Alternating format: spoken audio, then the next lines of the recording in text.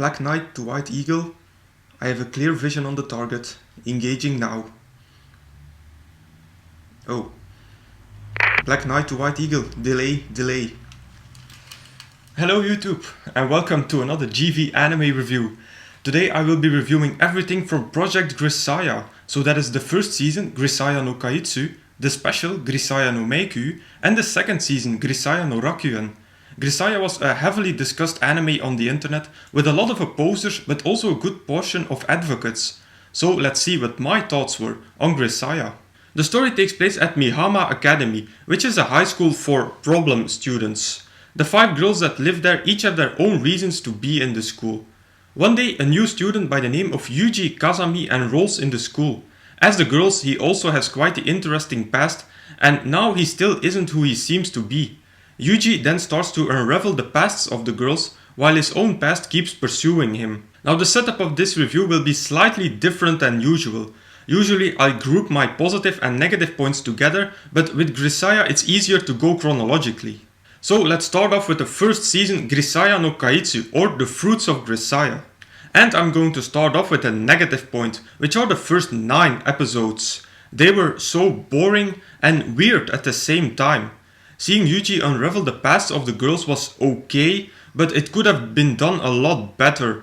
2 of the 5 stories gets resolved in 1 episode. That's pretty much the same as not using that storyline at all. The storyline I had the most problems with was with the one of Sakaki. When Grisaia starts, it's heavily hinted that she will be the main heroine of the story. So I thought that her storyline would be resolved as last, and that it would be the one with the most depth. But her storyline gets resolved as second and also in 1 episode.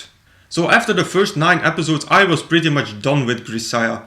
But then the anime took a 180-degree turn in the last 4 episodes. I was already surprised that it wasn't Sakaki who was the main heroine, but that it eventually was Amane who would take up the main role. Those 4 episodes resolving around Amane were of a completely different level than the rest of Kajitsu. The story about Amane and Yuji's sister was much more interesting than all the rest of the anime, and I really enjoyed it. I was getting back into this anime and my hopes rised again for the second season.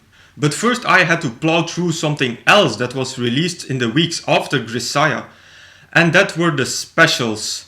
Now if you saw my No Game No Life review, then you know that there is one thing that I absolutely fucking hate in anime, and that is this kind of bullshit fanservice. Yes, Grisaia's origins lay in an heroic game, and that was already made clear by some suggestive scenes in the anime itself, but that clearly wasn't enough for the writers. No, let's take all the female characters, give them each an episode in which they are completely naked, do suggestive things and eventually reach an orgasm?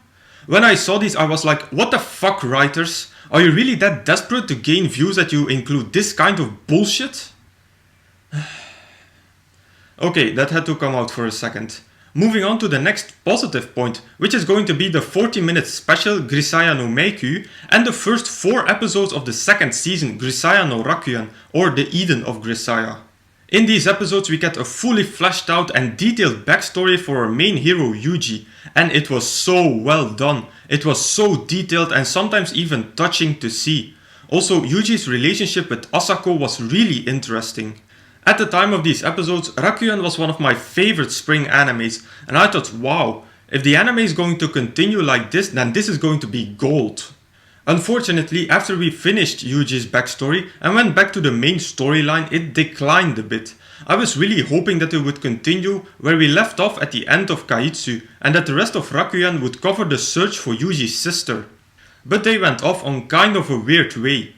Yes, we do get resolution on Yuji's sister, but the way it was resolved wasn't my taste. The story in a whole wasn't really my taste. Now don't get me wrong, it's still 1,000 times better than the first season, but if it would stay a little bit more normal, then it would have been even better.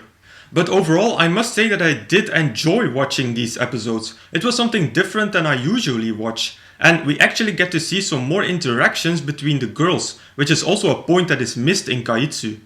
So as a conclusion, Grisaia started off really bad, then went extremely good and then declined a bit. So this wasn't an easy call to make.